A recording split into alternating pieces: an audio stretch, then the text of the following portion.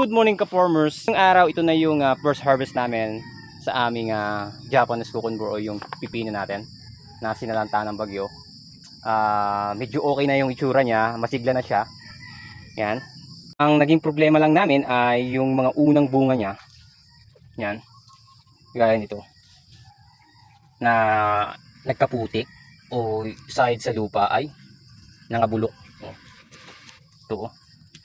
Ito sana yung mga unang ha-harvestin natin. Pero nasira lang dahil dun sa bagyong Enteng. Halos lahat ng bunga niya sa baba ay walang pakikinabangan. Yun. Ito, pwede ito. Dahil ito, okay ito. Yan. Dapat ganito man lang siya lahat. Pero dahil nga doon sa bagyong Enteng ay nasira yung mga bunga natin. Yun ang bunga. Pero yung nasa taas naman ka-farmers, okay na. Yung mga bunga niya kagaya nito. Yun, lumubunga na rin. Yan, sana magtuloy-tuloy na. Yung sa kabilang iras, kitang-kita. Nangamumuti yung mga bunga nila.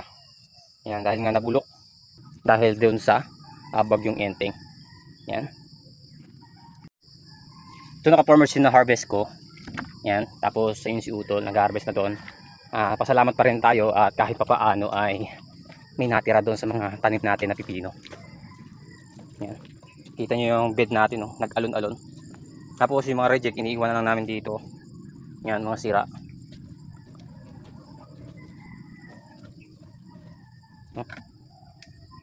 Yun mga laglag ka farmers. Mga bunga niya sira Yan, sira. Sana naman next week ay makarecover na.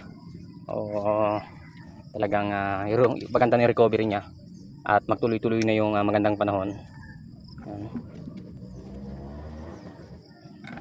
Sayang, medyo na-delay nga dapat yung harvest natin. Dapat 30 days lang makaka-harvest na tayo dito. Pero dahil nga doon kay bagyong Enteng ay yun, na-late yung harvest natin. Kasi humina yung paglaki ng bunga ng ating pipino.